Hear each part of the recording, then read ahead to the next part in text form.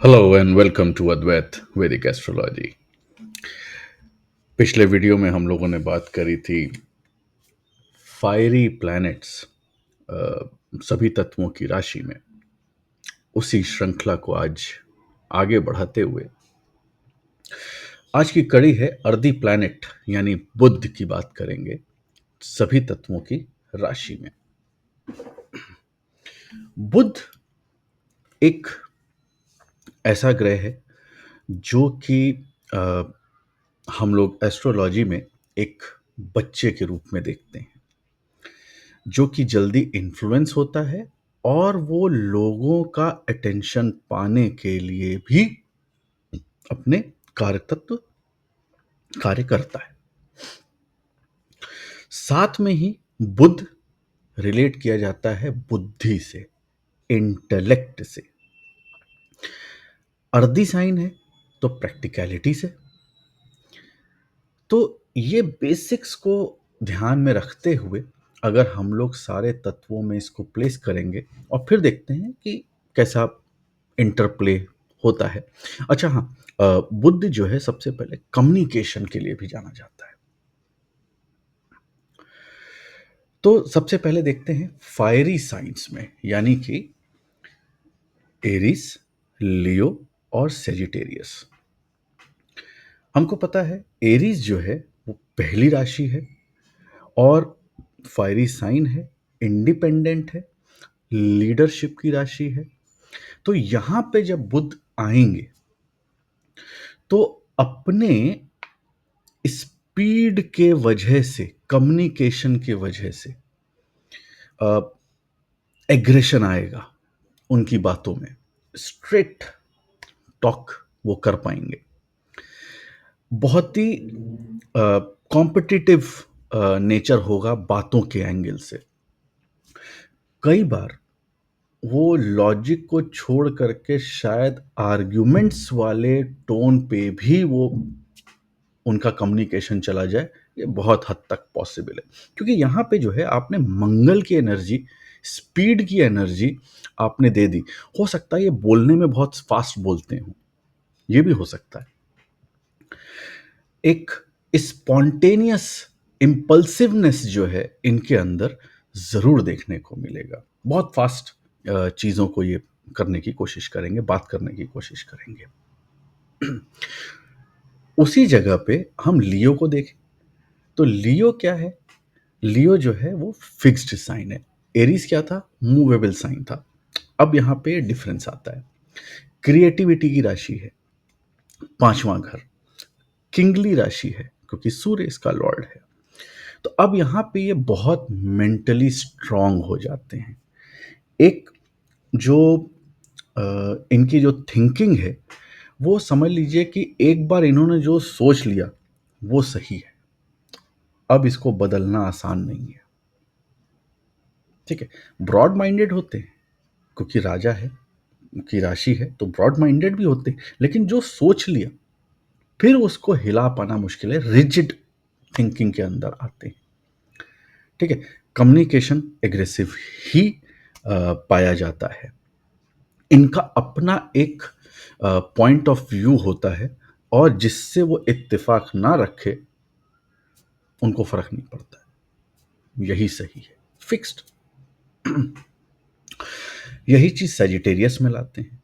तो सेजिटेरियस किसकी राशि है? ड्वल नेचर की राशि है। बुध भी ड्वल नेचर को दिखाता है। अब यहाँ पे इनके थॉट प्रोसेस हमेशा दो ऑप्शंस रहते हैं, मल्टीपल ऑप्शंस रहते हैं इनके पास। अब जब ये काम करते हैं तो बहुत ही वर्सेटाइल चीज़ों में इनका जो है दिमाग चलता है। ये भी है, ये भी है, ये भी है, ये भी है। डिसीजन मेकिंग, इंटेलेक्ट एनालिसिस, ये सारी चीज़ों को जो है ये स्ट्रगल करना पड़ता है इनको। एक जगह फिक्स नहीं कर पाते अपने थॉट प्रोसेस को। कुछ सोचना शुरू करते हैं, फिर अचानक से किसी दूसरे टॉपिक पे चले जाएंगे, फिर किसी तीसरे टॉपिक पे चले जाएंगे, फिर घूम के फर्स्ट पे आ जाएंगे। तो ये जो इनका माइंड है ये इस तरह से काफ़ी चलता है और इसके वजह से ही कई बार ये मिस कैलकुलेट कर जाते हैं और ये अपने डिसीजंस को कई बार गलत कर देते हैं या इम्प्रैक्टिकल चीज़ों की तरफ ये शायद जा सकते हैं। यहाँ पे जो है ये imbalance because of the duality of the planet and the duality of the राशि, ये दोनों इम्पैक्ट करके थोड़ा-सा इनको मिसजजमेंट, मिसकैलकुलेशन और इम्पेशंस, ये सारी चीज़ें यहाँ पे इनको दे सकते हैं। आगे बढ़ते हैं। Earthy planet in an earthy sign, बहुत ही बढ़िया है, ठीक है, क्योंकि सेम तत्व की राशि है। तो बुध के लिए अपनी राशियों में बैठना क्यों? क्योंकि अर्दी साइन कौन सा है? टॉरस है, वर्गो है और कैप्रिकॉर्न है। टॉरस जो है, ये जो है थोड़ा-सा जो है राशि है जहाँ पे कि फ़िनांस की बात होती है। बुध भी कहीं न कहीं अकाउंट्स, इन सब चीज़ों से रिलेट किया जाता है। तो ये यहाँ पे बहुत बढ़िया जेलिंग हो जाती है। एक दूसरी राशि जो है वो बोलने की राशि है। बुध बोलने का ही एक करतत्व लेके चलता है, तो एक अच्छे स्पीकर माने जाते हैं, जिसको इंग्लिश में कह सकते हैं कि एलोक्वेंट स्पीकिंग एबिलिटीज़ हैं इनके अंदर। बिजनेस एक्यूमेन, फिनेंस की राशि है तो बिजनेस एंड फिनेंस का एक्यूमेन बहुत अच्छा मिलता है। और अर्थ त्रिकोण की ही राशि है, तो ये जो है आपका काफ़ी हद तक प्रैक्टिकल होते हैं, स्टेबल होते हैं, बहुत ज़्यादा इधर उधर भटकाव नहीं होता है। वर्गो, इनकी अपनी मूल त्रिकोण राशि और उच्च राशि, लॉजिक की राशि, डिटेलिंग की राशि, और बुद्ध इन सब में बड़ा मजा आता है उसको एनालिसिस करना, ठीक है, आप समझ रहे हैं। परफेक्शनिस्ट होना, प्रॉब्लम सॉल्विंग, क्रिटिकल थिंकिंग, तो यहाँ पे बुद्ध जो है अपने best of the best results Virgo राशि में देता है। बहुत ही ज़बरदस्त एक एक्यूमेन होता है मेंटल कैलकुलेशंस का इनका, बहुत ही लॉजिकल रीजनिंग बहुत ही स्ट्रांग होती है इनके पास। कम्युनिकेशन भी अच्छा होता है और बहुत ही स्टेबल होते हैं। अच्छा, दूसरा जो है, ये जो बातें करते हैं,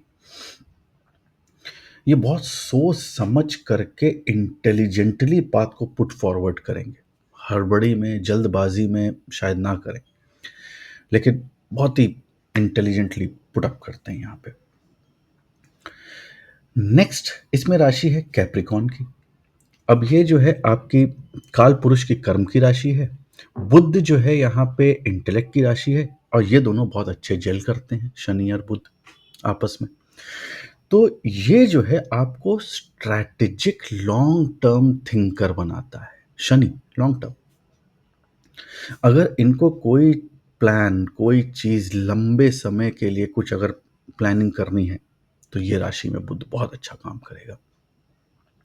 बहुत ही स्टेबल होते हैं, मेमोरी बहुत अच्छी होती है, क्योंकि शनि भी लॉन्ग टर्म है और मेमोरी जो है वो भी short term and long term में होती है। तो लॉन्ग टर्म मेमोरी यहाँ पे बड़ी अच्छी मानी जाती है। काफ़ी लॉजिकल होते हैं, प्रैक्टिकल होते हैं, और अपने कर्म में कहीं ना कहीं ये जो है बुद्धि का सबसे ज़्यादा इस्तेमाल करते हैं। आगे बढ़ते हैं। आपका बुध अब एरी साइन में, ठीक है। अब अर्थ है और ऊपर से हवा बह रही है, ठीक है, तो बहुत ज़्यादा इसको अच्छा भी नहीं है, खराब भी नहीं है, दोनों अपना इंडिपेंडेंट है, दोनों कंफर्टेबल है। तो कोई बहुत ज़्यादा इंटरेक्शन टाइप की चीज़ नहीं होती है, लेकिन कुछ चीज़ें ऐसी हैं जो इनके क्वालिटीज़ और तत्वों में मैच करती हैं। वो देखते हैं राशि बाय राशि। अब हमारी एरी साइन कौन कौन से हैं? तो जेमिनी है, लिब्रा है, एक्वेरियस है। जेमिनी बुध की अपनी राशि। जेमिनी जो है ड्वल राशि है, ये कम्युनिकेशन की राशि है, विटीनेस की राशि है। बुध भी बच्चा है। अब यहाँ पे quickness, wittiness, good memory recall, speech ऐसे देंगे कि आदमी बहुत ज़बरदस्त तरीके से अट्रैक्ट हो जाए। कई बार अ, वो एक ही लाइन में 2 तरह की बातें कह जाना, ये इनकी बहुत ख़ासियत और बहुत बढ़िया खूबी होती है इनकी। बहुत ही अट्रैक्टिव तरीके से जो है ये कम्युनिकेट करते हैं चीज़ों को। मेमोरी रिकॉल बहुत फ़ास्ट होती है यहाँ पे और ये मल्टीटास्कर होते हैं। ड्वेल राशि है और यहाँ पे 3rd हाउस है, तो ये जो है मल्टीटास्कर काम बहुत बढ़िया करते हैं। लिब्रा में आते हैं। अब लिब्रा में आप राशि है जो कि दूसरों से कनेक्ट करने की राशि है और बुध जब यहाँ पे बैठता है तो कोशिश करता है कि वो सबसे कनेक्टेड रहे, बातों में बैलेंस बना करके चले। ठीक है, तो इनकी बातें ना बहुत ही बैलेंस्ड होती हैं। जेमिनी में क्या था, बहुत ही ऊपर नीचे लहरदार, बहुत ही ज़बरदस्त क्विक विटी, और यही जब लिब्रा में आते हैं तो बहुत ही बैलेंस्ड बात करने की कोशिश करते हैं। ना ज़्यादा बोलेंगे ना कम बोलेंगे, कनेक्टेड सबसे रखना चाहते हैं और बहुत ही फेयरी एंड फ्लावरी लैंग्वेज का भी इस्तेमाल ये करना चाहते हैं और ये करते हैं। और इंटेलिजेंस के एंगल से भी देखें तो ये बहुत ही अच्छी राशि मानी गई है। एक्वेरियस की बात करें तो एक्वेरियस जो है हमको पता है कि एक रिसर्च की साइन है, इंटेलेक्ट की राशि है। तो अब यहाँ पे इंटेलेक्ट की राशि और इंटेलेक्ट का प्लैनेट जब दोनों मिल जाते हैं तो आपका यहाँ पे रिसर्च, इन्वेंशन, बहुत ज़बरदस्त माइंड जो है एक्सप्लोरेटरी काम में ज़बरदस्त लग जाता है यहाँ पे। तो हमेशा ये कोशिश करते हैं ढूँढने की कि भैया आंसर मिले, व्हाय? क्यों ऐसा हुआ? ठीक है? रिसर्चर माइंड जिसे कहते हैं ना, वो यहाँ पे देखने को बहुत अच्छा मिलता है। कम्युनिकेशन भी बहुत ज़बरदस्त होता है और ये जो है तत्वों की वजह से हो रहा है, क्योंकि जो तत्व है और जो प्लैनेट है, इन दोनों के कॉमनैलिटी जो है यहाँ पे मैच कर जाती है। लास्ट में आपके जल तत्व की राशियाँ कैंसर, स्कॉर्पियो और पाइसेस। अर्दी साइन है और पानी है, तो कोई भी भारी वस्तु अगर है, आप उसको पानी में डालेंगे तो वो डूब जाएगी। यानी बुध वाटरी साइन में बहुत कंफर्टेबल नहीं माना जाता है। क्यों? क्योंकि उसको अपना अस्तित्व को खोना पड़ता है। कर्क राशि इमोशन की राशि है, मदर की राशि है। ठीक है, ये बच्चा है, ये प्रैक्टिकल है। अब ये दोनों आपस में तालमेल नहीं खाते। वो कहता है कि भाई मेरे को जो है खेलना है, कूदना है, ये सब करना है, और वो कहता है नहीं नहीं नहीं, इमोशंस के एंगल से बात करो। इनकी स्पीच में भी फिर धीरे धीरे धीरे धीरे आप देखेंगे कि इमोशंस के एंगल से ये बात करते हैं और लोगों को इमोशनली अट्रैक्ट करने की कोशिश करते हैं।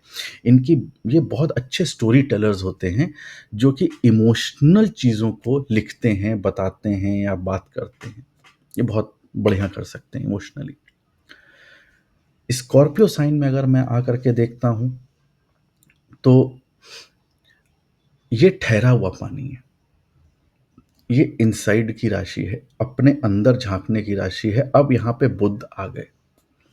बुध इंटेलेक्ट के हैं, प्रैक्टिकल हैं, ठीक है, और ये अपने अंदर बातों को रखने वाले हैं। तो अब इनका जो मन है वो ज़्यादा एक्सप्रेसिव नहीं हो पाएगा। ये अपने आप में ही रिसर्च करेंगे, अपने अंदर ही खोज करेंगे, अपने से ही बात करेंगे।